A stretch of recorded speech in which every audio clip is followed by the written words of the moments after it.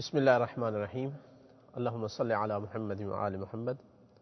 الحمدللہ اب تک ہمارے 15 دروس اس سلسلے عقائد کے مکمل ہوئے۔ توحید کے متعلق تھے، کچھ تمہیدی گفتگو تھی، 11 درس مکمل ہوئے معذرتاً۔ آج جو ہمارا 12واں درس ہے وہ نبوت کے بارے میں ہے۔ آیت مجیدہ کی تلاوت کرتے ہیں، اس کے بعد ہم انشاءاللہ اس کو مزید جو ہے واضح کرتے ہیں۔ پروردگار نے ارشاد فرمایا سورہ سجدہ کی آیت نمبر 24 میں، وَجَعَلْنَا مِنْهُمْ أَئِمَّةً يَهْدُونَ بِأَمْرِنَا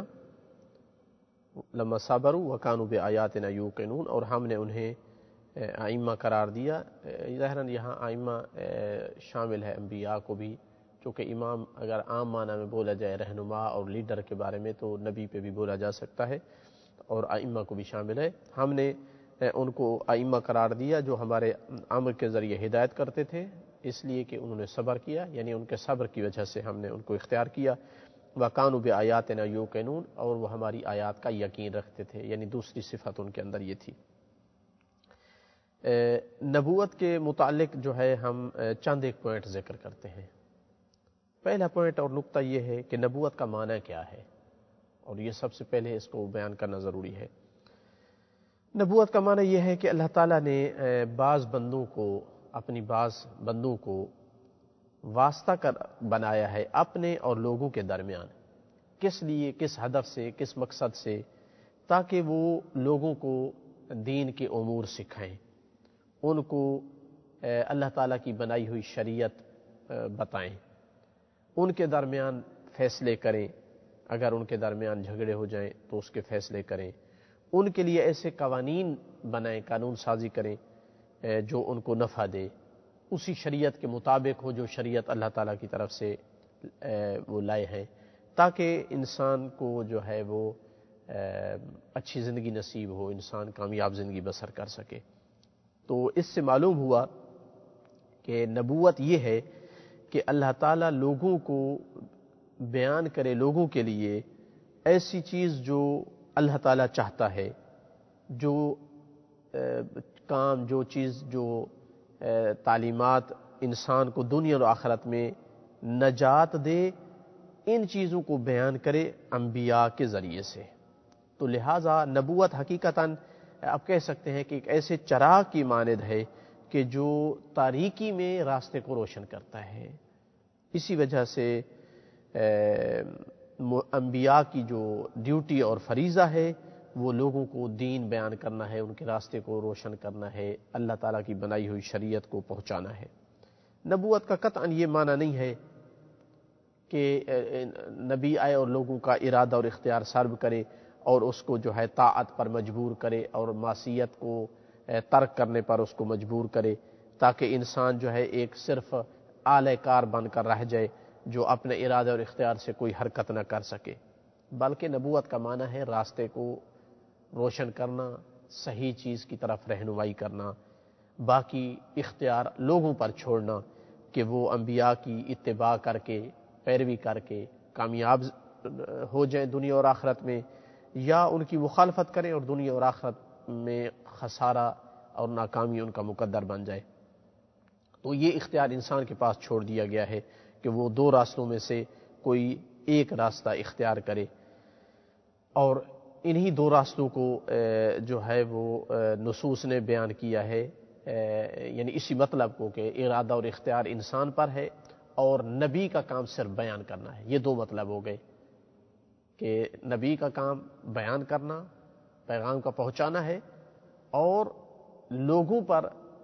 واجب کیا گیا ہے کہ وہ اتباع کریں، مجبور نہیں کیا گیا ان کو، لیکن ان کو بتایا گیا ہے کہ اگر وہ اختیار کریں گے اس راستے کو تو کامیاب ہوں گے، نہیں کریں گے تو ناکام ہوں گے۔ یہ اختیار ان پہ چھوڑ دیا گیا ہے۔ ان دونوں مطالب کو جو ہے بیان کیا ہے دو طرح کی نصوص نے، دو طریقوں سے، آپ یہ کہیں کہ دو طریقوں سے نصوص نے جو ہے آیات نے اور روایات نے بیان کیا ہے۔ پہلا طریقہ یہ اس انداز میں بیان کیا گیا ہے پہلے طریقے سے کہ انبیاء کا کام صرف پہنچانا ہے، ان کا کام صرف بیان کرنا ہے، مجبور کرنا نہیں ہے۔ سورہ مائدہ کی آیت نمبر 99 میں فرمایا ما علی الرسول الا البلاغ، رسول پر صرف پہنچانا ہے، واللہ یعلم ما تبدون وما تکتمون، اور اللہ جانتا ہے جو تم چھپاتے ہو اور جو تم ظاہر کرتے ہو۔ سورہ نحل کی آیت نمبر 35 میں فَهَلْ عَلَى الرُّسُلِ إِلَّا الْبَلَاغُ الْمُبِينُ، کیا رسولوں پر صرف اتنا نہیں ہے کہ وہ واضح طور پر پہنچا دیں؟ صرف اتنا ہی ہے، رسول کا کام مجبور کرنا نہیں ہے۔ سورہ نور کی آیت نمبر 54 میں فرمایا وَمَا عَلَى الرَّسُولِ إِلَّا الْبَلَاغُ الْمُبِينُ، وہی معنی ہے جو بیان کیا ہے۔ تو لہٰذا اگر لوگ انبیاء کی مخالفت کرتے ہیں تو خود وہ ذمہ دار ہیں اس کے، نبی پر اس کی کوئی ذمہ داری نہیں جاتی ہے۔ اسی لیے پروردگار نے سورہ شورى کی آیت نمبر 48 میں فرمایا فَإِنْ أَعْرَضُوا، اگر لوگ اعراض کر جائیں، نبی کی بات نہ مانیں، فَمَا أَرْسَلْنَاكَ عَلَيْهِمْ حَفِيظًا، تو ہم نے ان پر آپ کو ذمہ دار بنا کر، محافظ بنا کر نہیں بھیجا ہے، إِنْ عَلَيْكَ إِلَّا الْبَلَاغُ، تیرا کام صرف پہنچانا ہے۔ تو یہ پہلا طریقہ ہے اس چیز کو بیان کرنے کا، یہ پہلا انداز ہے کہ نبی کا کام صرف اور صرف پہنچانا ہے، مجبور کرنا نہیں ہے، پیغام پہنچانا ہے۔ دوسرا انداز اور طریقہ کہ جس کو نصوص نے اختیار کیا ہے اس مطلب کو بیان کرنے کے لیے، وہ یہ ہے کہ لوگوں کا فریضہ ہے کہ وہ اتباع کریں، اور اس میں وہ مختار ہیں، مجبور بھی نہیں ہے، ان کا فریضہ ہے، ان کی ڈیوٹی ہے، ان کی ذمہ داری ہے، لیکن اس میں وہ مختار ہیں، خود مختار ہیں کہ وہ اس ڈیوٹی کو انجام دیں اور کامیاب ہو جائیں، یا اس کو انجام نہ دیں اور خسارے میں چلے جائیں۔ تو جس راستے کو وہ اختیار کرنا چاہیں وہ خود مختار ہیں، چاہے حق کا راستہ اختیار کریں یا باطل کا۔ پروردگار نے سورہ نجم کی آیت نمبر 39 اور 41 میں فرمایا کہ وَأَن لَيْسَ لِلْإِنسَانِ إِلَّا مَا سَعَىٰ، انسان کے لیے وہی ہے جس کی وہ کوشش کرتا ہے، وَأَنَّ سَعْيَهُ سَوْفَ يُرَىٰ، اور اس کی جو کوشش ہے وہ عن قریب اس کو دیکھا جائے گا، ثُمَّ يُجْزَاهُ الْجَزَاءَ الْأَوْفَىٰ، اور اس کو پوری اس کی کوشش کی جو ہے جزا دی جائے گی، اچھی ہوگی یا بری ہوگی۔ تو یہ آیات واضح کر رہی ہے اس بات کو کہ انسان جو ہے اس کا کام ہے کہ وہ کوشش کرے اور عمل کرے، اور وہ اپنے اس کوشش اور عمل کی جزا اور سزا کو دیکھے گا۔ اسی طرح ارشاد فرمایا سورہ مدثر کی آیت نمبر 38 میں کہ کل نفس بما کسبت رہینۃ، کہ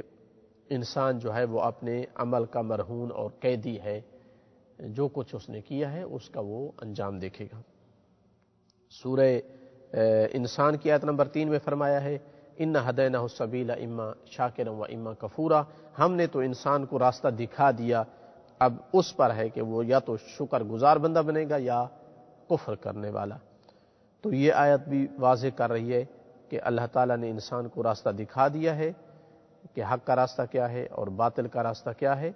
تو انسان جو ہے وہ اختیار کرتا ہے، حق کا راستہ اختیار کر کے شکر گزار بنتا ہے یا باطل کا راستہ اختیار کر کے کافر بن جاتا ہے۔ تو یہ تھا پہلا پوائنٹ نبوت کے بارے میں، کہ نبوت جو ہے وہ اللہ تعالیٰ کا پیغام اور اس کا بنائی گئی شریعت لوگوں تک پہنچانا اور راستے کو روشن کرنا، اس کا کام لوگوں کو مجبور کرنا نبی کا کام نہیں ہوتا ہے۔ دوسرا پوائنٹ یہ ہے کہ انسان نبی کیسے بنتا ہے، یہ بھی مہم پوائنٹ ہے۔ اب سمجھ آ گیا کہ نبی کون ہوتا ہے اور نبوت کیا ہوتی ہے، لیکن نبی بنتا کیسے ہے، یہ دوسرا پوائنٹ ہے۔ حقیقت یہ ہے کہ اس بات پر مطلع ہونے کے لیے یا منصب نبوت پر فائز ہونے کے لیے کوئی بھی اور راستہ نہیں ہے سوائے اس کے کہ اللہ تعالیٰ ہی معین کرے، اللہ تعالیٰ معین کرے کہ یہ نبی ہے، کیونکہ نبوت کوئی دنیاوی مناصب میں سے کوئی منصب اور وظیفہ نہیں ہے کہ جیسے وزیر اعظم ہوتا ہے، صدر ہوتا ہے، ایسا وظیفہ نہیں ہے، ایسا منصب نہیں ہے کہ جو مال کے ذریعے سے، انتخابات کے ذریعے سے، الیکشن کے ذریعے سے جس کو معین کیا جائے۔ لہٰذا کسی آدمی کو یہ حق نہیں ہے کہ وہ اپنے آپ کو نبی معین کرے، نہ ہی کسی اور کو حق ہے کہ وہ کسی کو نبی معین کرے، کیونکہ یہ صرف اور صرف الہی منصب ہے۔ اللہ تعالیٰ نے ارشاد فرمایا وَجَعَلْنَا مِنْهُمْ أَئِمَّةً يَهْدُونَ بِأَمْرِنَا، ہم نے ان کو ائمہ قرار دیا، اپنے امر کے ذریعے سے ہمارے امر کے ذریعے سے وہ ہدایت دیتے ہیں، چونکہ انہوں نے صبر کیا اور وہ ہماری آیات کا یقین رکھتے تھے۔ تو لہٰذا نبی قرار دینا، اس منصب پر فائز کرنا، یہ اللہ تعالیٰ کا کام ہے، کسی اور کا کام نہیں ہے۔ اسی طرح ارشاد فرمایا ہے سورہ یوسف کی آیت نمبر 109 میں کہ وما ارسلنا من قبلک الا رجالا نوحی الیہم، اور ہم نے تجھ سے پہلے نہیں بھیجا مگر مردوں کو ان کی طرف ہم وحی کرتے تھے، یعنی ہم نے بھیجا ہے ان مردوں کو جس کی طرف ہم وحی کرتے تھے۔ تو لہٰذا نبی کا اختیار، نبی کی تعیین کوئی آسان مسئلہ نہیں ہے، یہ عام لوگوں کے بس کی بات نہیں ہے، چونکہ عام لوگ نہیں جانتے کہ انسان کے باطن اور انسان کے اندر کیا ہے۔ ممکن ہے وہ کسی ایسے آدمی کو اختیار کریں اس عہدے کے لیے کہ جو باطن جس کا پاک نہ ہو، بعد میں پتہ چلے کہ وہ انسان اس منصب اور اس عہدے کے لائق نہیں تھا، وہ تو اپنی ذاتی اہداف کے لیے جو ہے اس عہدے کو استعمال کر رہا ہے، اپنی خواہشات کی اتباع کر رہا ہے، وہ لوگوں پر جو ہے مسلط ہو گیا اور ان پہ ظلم کر رہا ہے۔ ہو سکتا ہے انسان پر اگر اختیار چھوڑ دیا جائے تو انسان ممکن ہے ایسے آدمی کا اختیار کر بیٹھے، ایسے آدمی کا انتخاب اور اس کا الیکشن کر بیٹھے، جس طرح کہ ہم دیکھ رہے ہیں کہ کسی کو اس لیے چنتے ہیں لوگ کہ یہ بڑا مخلص ہے وطن کے لیے اور بڑا بہترین خدمت گزار ہے، اس کو ہم صدر بنائیں یا وزیر اعظم بنائیں، اور بعد میں وہی ظاہر نکلتا ہے کہ دھوکے باز ہوتا ہے اور کرسی پہ بیٹھتا ہے تو ظلم شروع کر دیتا ہے۔ اس لیے کہ انسان بہت گہرائی تک اور انسان کے اندر تک نہیں جا کے دیکھ سکتا کہ یہ انسان اندر سے کتنا پاک و پاکیزہ ہے، جبکہ اللہ تعالیٰ وہ ذات ہے جو انسان کے ظاہر اور باطن سب کچھ کو جانتا ہے، اور وہ حکیم ہے، حکمت کے بغیر کوئی کام نہیں کرتا ہے۔ تو علم کے ذریعے جان لیتا ہے کہ بندہ کیسا ہے، اور حکمت کے ذریعے سے انتخاب اس کا کرتا ہے کہ جس کے انتخاب میں مصلحت ہوتی ہے۔ تو وہ ہر چیز پر قادر ہے، پھر جس کو چاہتا ہے منتخب کر لیتا ہے، مصطفیٰ بنا لیتا ہے، اس کو معین کر لیتا ہے۔ تو ممکن نہیں ہے کہ کوئی آدمی اس کو دھوکہ دے سکے، صلاحیت نہ ہو نبی بننے کی اور وہ نبی بن بیٹھے، چونکہ اللہ تعالیٰ کو دھوکہ دینا بھی ممکن نہیں ہے اور اس کو عاجز کرنا بھی ممکن نہیں ہے۔ لہٰذا اللہ تعالیٰ کی ذات ہی اس قابل ہے کہ وہ کسی کو نبی معین کر سکتا ہے۔ اسی وجہ سے ہم دیکھتے ہیں کہ کسی نے بھی جو ہے جب بھی نبوت کا دعویٰ کیا ہے اور نبی بن کر دکھایا ہے، یعنی سچا نبی تھا، تو ہم نے نہیں دیکھا کہ اس نے کبھی کسی پر ظلم کیا ہو یا اپنی خواہشات کی خاطر اپنے اس عہدے کو استعمال کیا ہو۔ اس لیے فرمایا کہ اللہ ہی جانتا ہے کہ کس کو نبی بنائے، واللہ یعلم حیث یجعل رسالتہ۔ اس کے الیکشن میں، الیکشن تو نہ کہیں، یعنی اس کا جو انتخاب ہے اس میں کبھی بھی ایسی عیاذ باللہ غلطی کا امکان نہیں تھا اور نہ ہوئی ہے۔ جس کو بھی چنا ہے وہ اس کے اہل تھا۔ اسی لیے فرمایا کہ آل عمران کی آیت نمبر 79 سے 80 تک کہ ما کان لبشر ان یؤتیہ اللہ الکتاب والحکم والنبوہ، کسی بشر کے لیے یہ نہیں تھا کہ جب اللہ اس کو کتاب دے دے، آسمانی کتاب، اور اس کو حکم عطا کر دے اور نبوت دے دے۔ اب حکم اور نبوت ان کی تفسیر اپنی جگہ، یعنی حکمت دے دے، نبوت دے دے، اور پھر وہ کیا کرے جس کو نبی بنائے، ہوا یقول للناس ثم یقول للناس کونوا عبادا لی من دون اللہ، وہ لوگوں کو کہے کہ تم میرے بندے بن جاؤ، اللہ کے بغیر میری عبادت کرنے والے ہو جاؤ۔ یہ ممکن نہیں ہے، نہیں ہو سکتا اللہ تعالیٰ کسی ایسے کو نبی بنائے۔ ولیکن کونوا ربانیین، وہ تو ہمیشہ جو نبی ہوتے ہیں وہ یہی کہتے ہیں کہ ربانیین بن جاؤ، اللہ کے بندے بن جاؤ، اس کے عبادت گزار بن جاؤ۔ بما کنتم تعلمون الکتاب وبما کنتم تدرسون، اس سبب سے کہ تم کتاب کی تعلیم دیتے ہو اور اس سبب سے کہ تم اس کتاب کو پڑھتے ہو۔ تو جب کتاب تمہارے سامنے ہے تم لوگوں کو بتاتے ہو، کتاب کو پڑھتے ہو یعنی آسمانی کتاب کو، تو پھر تم پر سب سے پہلے یہ چیز ہے، یعنی جو کتاب آسمانی کتاب کا عالم ہے اور لوگوں کو تعلیم دیتا ہے، تو وہ سب سے پہلے اس پر ہے کہ وہ ربانی بن جائے، اپنے رب کی عبادت گزار اور اس کا بندہ بن جائے۔ ولا یأمرکم، اور نبی تمہیں حکم نہیں دے سکتا ہے، ان تتخذوا الملائکۃ والنبیین اربابا، کہ تم ملائکہ کو اور انبیاء کو اپنا رب بناؤ۔ अयअमुरुकुम बिलकुफ्र बाद इज़ अंतुम मुस्लिमून, क्या ये हो सकता है कि नबी तुम्हें कुफ्र का हुक्म दे इसके बाद कि तुम मुसलमान हो चुके थे। तो ये आयत वाज़ेह दलालत कर रही है कि नबी ऐसा काम नहीं कर सकता है। इसी तरह सूरह मायदा की आयत नंबर 116 से 118 तक अल्लाह ताला ने इरशाद फरमाया, इज़ क़ाल अल्लाहु या ईसा इब्न मरियम, जब अल्लाह ने ईसा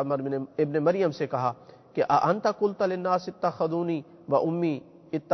उम्मी इलाहैन, क्या तूने लोगों से कहा था कि मुझे और मेरी माँ को दोनों को दो इलाह और माबूद करार दो अल्लाह के बगैर, तूने कहा था। क़ाल सुब्हानका, कहा अल्लाह पाक व पाकीज़ा है। ईसा अलैहिस्सलाम जवाब देंगे, मा यकूनु ली अन अक़ूल, मुझे हक नहीं पहुंचता था कि मैं ये बात करूं। मा लैसा ली बिहक़, जो मेरे लिए हक ही नहीं था कि मैं कहूं। इन कुन्तु क़ुल्तुहु फ़क़द अलिमता, अगर मैं ये कहता तो मैं, ऐ मेरा रब तू जानता होता। तअलमु मा फ़ी नफ़्सी, जो कुछ मेरे नफ्स में है तू जानता है कि मैं इस तरह की बात नहीं की है, मैंने नहीं कर सकता था। वला आलम मा फ़ी नफ़्सिक, जो तेरे पास है उसका मुझे इल्म नहीं है, चूँकि मैं तेरे इल्म का इहाता नहीं कर सकता हूँ। इन्नका अंत अल्लामुल ग़ुयूब, इसलिए कि तू गैबों का भी जानने वाला है, तमाम गैबों को जानता है। मा क़ुल्तु लहुम इल्ला मा अमरतनी बिही, ऐ मेरा अल्लाह मैंने उनको वही कहा है जिसका तूने मुझे हुक्म दिया। क्या था वो? अन अबुदुल्लाह रब्बी, मैंने ये कहा कि मेरे रब अल्लाह की इबादत करो, व रब्बकुम, और अपने रब की, यानी जो मेरा भी रब है और तुम्हारा रब, उसकी इबादत करो। व कुन्तु अलैहिम शहीदा मा दुमतु फीहिम, जब तक मैं उनमें था तो मैं उन पर गवाह था। फलम्मा तवफ़ैतनी, जब तूने मुझे उठा लिया, कुन्त अंत रकीबा अलैहिम, उसके बाद तू उन पर मुहाफ़िज़ था, निगहबान था, देख रहा था। व अंत अला कुल्लि शैइन शहीद, और तू हर चीज़ पर गवाह है। इन तुअज़्ज़िबहुम फ़इन्नहुम इबादुक, उनकी गलतियों की वजह से अगर तू उनको अजाब दे तो वो तेरे बंदे हैं, तू मालिक है जो कुछ करे। व इन तग़फ़िर लहुम, और अगर तू उनको बख्श दे, फ़इन्नका अंतल अज़ीज़ुल हकीम, तो फिर तू गालिब है, बख्शने चाहे तो कोई रोक नहीं सकता, हकीम है, वही करता है जो जिसमें हिकमत होती है। तो दूसरा पॉइंट ये था हमारा नबूवत के मुतल्लिक़ कि नबी का इंतखाब सिर्फ अल्लाह कर सकता है, दूसरा कोई भी करे तो उसमें गलती के इम्कान है, लेकिन जब अल्लाह किसी को नबी बनाता है तो वो मुमकिन नहीं होता कि उससे कोई इस तरह की गलती सरजद हो कि वो उसको अपनी ज़ाती मकासद के लिए इस्तेमाल करे। तीसरा नुक्ता और पॉइंट नबूवत के बारे में यह है कि हम कैसे पहचाने कि ये नबी है, कैसे मुमकिन है कि हम पहचाने कि ये नबी है। तो मुमकिन है कि हम यहाँ चंद एक तरीके जिक्र करते हैं कि या इस तरीके से पहचान सकते हैं, या इस तरीके से, या इस तरीके से। पहला तरीका ये है, पहला ज़रिया यानी जिसके ज़रिए से हम पहचान सकते हैं कि अल्लाह हम पर वही नाजिल करे और हमें बताए कि ये नबी है। लेकिन ये तरीका अगरचे मुमकिन है, अल्लाह कादिर है इस पर, लेकिन इसका माना फिर ये हो जाएगा कि फिर हम भी नबी हो गए। जब अल्लाह का हम पर पैगाम डायरेक्ट नाजिल होगा तो हम नबी हो गए। और पहले गुजर चुका है कि ये सबब और ये तरीका वाक़ई नहीं हुआ है, हम नबी नहीं हैं, तो लिहाजा ये रास्ता बंद है। दूसरा रास्ता और तरीका जिससे हम नबी को पहचान सकते हैं कि हमें ख्वाब हो, ख्वाब में पता चले कि ये नबी है, ये रास्ता सही नहीं है, क्योंकि ये कोई मुअय्यन चीज़ नहीं है। यानी कैसे हर आदमी को ख्वाब आएगा कि ये नबी है, और सबको एक ही नबी के बारे में हो सकता है, इसको कोई और ख्वाब है, मुझे कोई और है, तीसरे को कोई और है। तो अवलन तो ये कोई मुअय्यन चीज़ नहीं है, और दूसरा ये कि आम लोगों के लिए, सब के लिए ये मुमकिन नहीं है। और तीसरा ये है कि इसमें झूठ का इम्कान है। ये दरवाज़ा खुल जाए तो हो सकता है बंदे अपने से ख्वाब बनाने लग जाए कि मुझे इसकी नबूवत का ख्वाब आया है, कोई कहे मुझे इसकी नबूवत का ख्वाब आया है। तो इससे जो है वो हर बंदा अपनी जगह पे ख्वाब के दावे करके किसी को नबी जो है वो बना बैठे, तो इससे जो है हकीकत छुप जाएगी, पता नहीं चलेगा किसका ख्वाब सच्चा था और सच्चा नबी कौन है। ये रास्ता भी बंद है। तीसरा रास्ता जो कि सही रास्ता है, जिसके ज़रिए से नबूवत की पहचान हो सकती है कि ये नबी है, वो मोजज़ा है। क्या मतलब? मतलब यह है कि जो भी नबूवत का दावा करे वो एक ऐसा काम करके दिखाए जो खारिकुल आदा हो, यानी मुस्तहील हो किसी आम आदमी के लिए, यानी मुमकिन न हो کہ دوسرے لوگ انجام دے سکیں، عادتاً ایسا کام کرنا ممکن نہ ہو، بشر اس کام کرنے سے عاجز ہوں، چاہے وہ سب کے سب مل جائیں ایسا کام انجام نہ دے سکیں۔ اس وقت عقل یہ آواز دیتی ہے کہ یہ شخص، اس کا نبی ہونا ضروری ہے، اس لیے کہ یہ ایسے کام کر کے دکھا رہا ہے کہ عام انسان جس کے کرنے سے عاجز ہے ایسا کام نہیں کر سکتا ہے، تو پھر ضروری ہے کہ اس آدمی کا قادر مطلق سے کوئی رابطہ ہے، نبوت کا دعویٰ کر رہا ہے اور ساتھ ایسے کام دکھا رہا ہے جو انسان کے قدرت سے باہر ہیں، تو مطلب ہے کہ جس نے نبی بنایا ہے وہ اس کی تائید کر رہا ہے کہ یہ نبی ہے۔ اگر وہ اس کی تائید نہ کرتا تو اس کو معجزے پر قدرت نہ دیتا، اس کو یہ معجزہ عطا نہ کرتا، لہٰذا یقین ہو جائے گا کہ اس معجزے پہ جو حقیقی قادر ذات ہے اللہ تعالیٰ، اسی نے ہی اس کو اپنا نمائندہ اور نبی بنا کر بھیجا ہے۔ یہی جو تیسرا راستہ ہے، یہی درست راستہ ہے، اور نبی کے نبی ثابت ہونے کے لیے اسی راستے کا مطالبہ کیا ہے لوگوں نے، جہاں بھی انبیاء آئے ہیں لوگوں نے معجزہ طلب کیا ہے، چونکہ یہی راستہ، یہی طریقہ مناسب تھا۔ مثلا فرعون کے پاس جو کہ اپنے خدا ہونے کا دعویٰ کرتا تھا، جب موسیٰ علیہ السلام آئے اور دعویٰ کیا کہ میں جو حقیقی رب ہے اس کی طرف سے نبی بن کر آیا ہوں، تو فوراً اس نے معجزہ طلب کیا، جس کے بارے میں اللہ تعالیٰ نے یہ ارشاد فرمایا سورہ اعراف کی آیت نمبر 104، اور اس کے بعد وَقَالَ مُوسَىٰ يَا فِرْعَوْنُ إِنِّي رَسُولٌ مِّن رَّبِّ الْعَالَمِينَ، اور موسیٰ نے کہا کہ اے فرعون، میں عالمین کے پروردگار کی طرف سے رسول بن کر آیا ہوں، حقیق علی ان لا اقول علی اللہ الا الحق، مجھ پر یہ حق ہے کہ میں وہی کہوں اللہ پر جو حق ہو، اپنی طرف سے کوئی بات نہ کہوں، قد جئتکم ببینۃ من ربکم، تمہارے رب کی طرف سے میں ایک نشانی لے کر کے آیا ہوں، فارسل معی بنی اسرائیل، میری جو قوم ہے بنی اسرائیل جس کو اس نے غلام بنایا ہوا تھا، اس کو میرے ساتھ بھیج دے، ان کو چھوڑ دے۔ قال ان کنت جئت بآیۃ، اے موسیٰ اگر تو کوئی نشانی لے کر کے آیا ہے، معجزہ لے کر کے آیا ہے، فات بہا ان کنت من الصادقین، اگر سچے لوگوں میں سے ہے تو وہ لے کر کے دکھا۔ جو ہی اس نے معجزہ طلب کیا، فألقى عصاہ،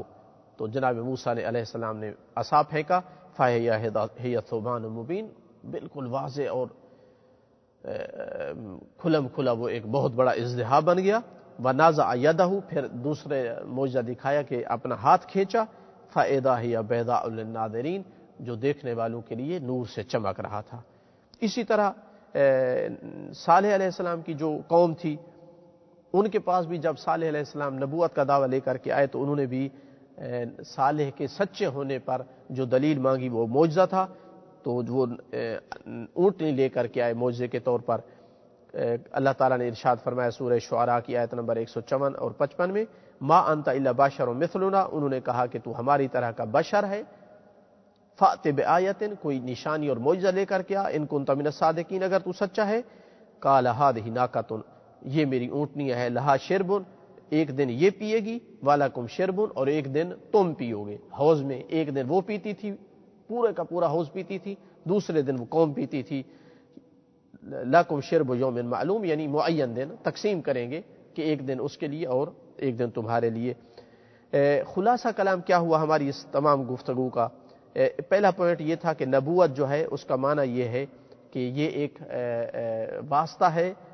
اللہ اور اس کی مخلوق کے درمیان دین کی معرفت کے لیے، دین پہنچانے کے لیے۔ دوسرا پوائنٹ یہ تھا کہ نبی کا جو ڈیوٹی اور فریضہ ہے وہ ہے کہ وہ پہنچائے، اس کا کام یعنی دین کو پہنچائے، اس کا کام یہ نہیں ہے کہ لوگوں کا ارادہ ان سے چھین لے اور ان کو مجبور کرے۔ تیسرا پوائنٹ یہ تھا کہ نبوت جو ہے وہ الہی منصب ہے صرف اور صرف، اور اللہ ہی جو ہے وہ معین کر سکتا ہے کہ نبی کون ہے۔ چوتھا پوائنٹ یہ تھا کہ سچے نبی کی معرفت جو ہے اس کی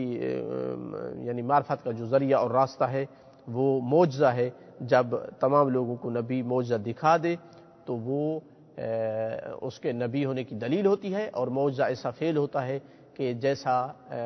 فعل اور کام کرنے سے تمام کے تمام بشر اور انسان جو ہے وہ عاجز ہوتے ہیں۔ اس پر ہمارا یہ درس تمام ہوا، والحمدللہ رب العالمین، وصلی اللہ علی سیدنا محمد وآلہ الطیبین الطاہرین المعصومین۔ Mm-hmm.